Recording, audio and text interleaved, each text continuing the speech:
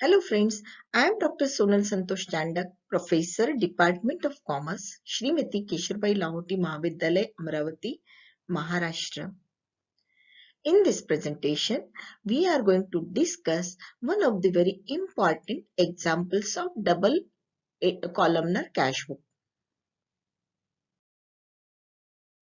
Let us take an example. Mr. X started the business in the month of June 2020. He invested the capital of rupees 2 lakh, in which the cash contribution is rupees 1 lakh and the rest rupees 1 lakh he has deposited in the business bank account. During June 2020, the following transactions took place in the business. On that basis, prepare the necessary double column cash book using the data as given below. Friends, let us discuss all the transactions one by one and try to know whether we have to record the transaction on the receipt side or the payment side. This is question number one. And secondly, whether we are going to write it in the cash column or bank column. This is the another important thing. The first transaction took place on 1st of June. The initial capital transaction contribution cash of rupees 1 lakh and bank rupees 1 lakh.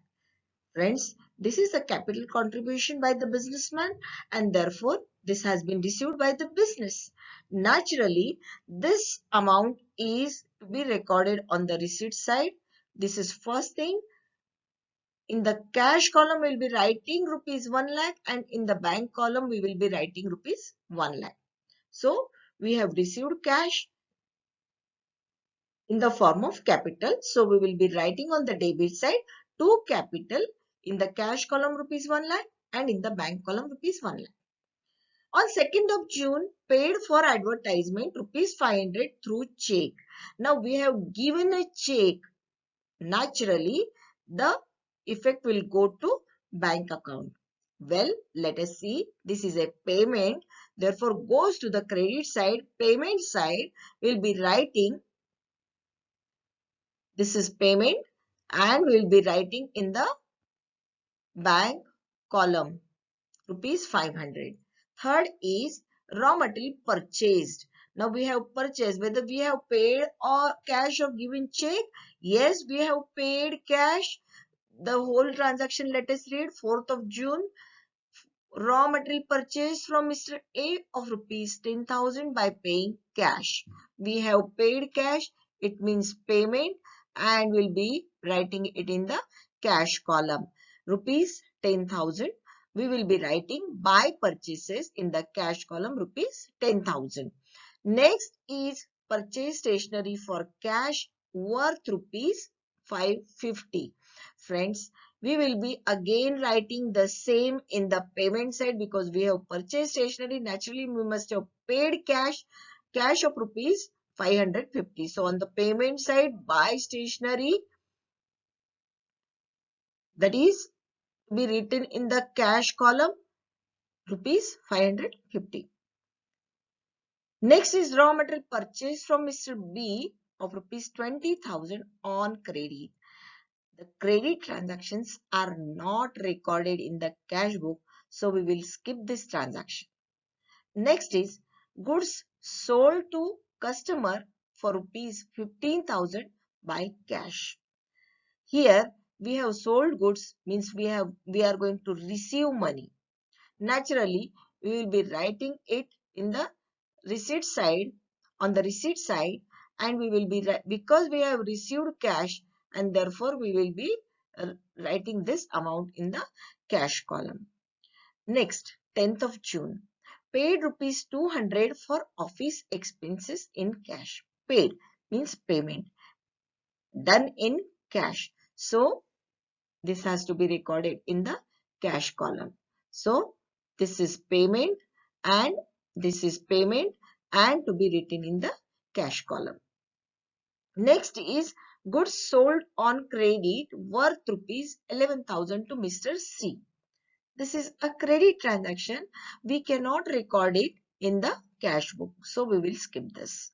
Next, received a check worth rupees 11,000 for the goods sold on credit on 13th of June 2020 to Mr. C. Here, on 13th of June, we have had one transaction of rupees 11,000 against which we have received a check. Naturally, this is a receipt, and because we have received a check, therefore we have to record it to the bank column. Next, raw material purchased rupees 10,000 and the payment is made through check. Check means bank column. Here the payment has to be made, so payment and that to buy check, therefore we will be writing the amount in the bank column. Next is withdrew from bank rupees 15,000 for business. Friends, this is the contra entry. Here we are going to make this entry on both the sides, on the debit side as well as credit side, because we have received the cash by withdrawing the same from the bank. So on the debit side, we will be writing to bank. Here there is a receipt as well as payment too. But both we will be writing in the ledger folio column C for contra. And we'll be writing on the debit side to bank, and we will be writing this amount rupees 15,000 in the cash column. On the credit side, that is payment side, we will be writing by cash. Again, we will be writing in the ledger folio column C, that is contra, and we will be writing in the bank column rupees 15,000 because bank account has been reduced by rupees 15,000. Next is goods sold on credit worth rupees 5,000. Because it is a credit transaction, we will skip this. We will not record it in the cash book. Next is paid rent by check. We have paid rent, so payment naturally, because we have paid given the check, therefore it will be written in the bank column. Next is paid salary to staff in cash. On 30th June, we have paid salary. So payment, because we have paid cash, therefore we will be writing it in the cash column. This is how all the recordings will be done, and the result will be, friends, here we have recorded all the transactions, and see, we have taken the note of all the transactions here. This is the contra entry which we were discussing about. Here the cash on the payment side and bank on the payment side. We made the totals of both the sides. The debit side cash account total is 1,30,000 and bank column accounts for rupees 1,11,000. There is a difference, and that is a positive difference. The difference will be written as by balance carried down, and 1,02,250 rupees difference is seen in the credit side, and in the bank column it is 78,000.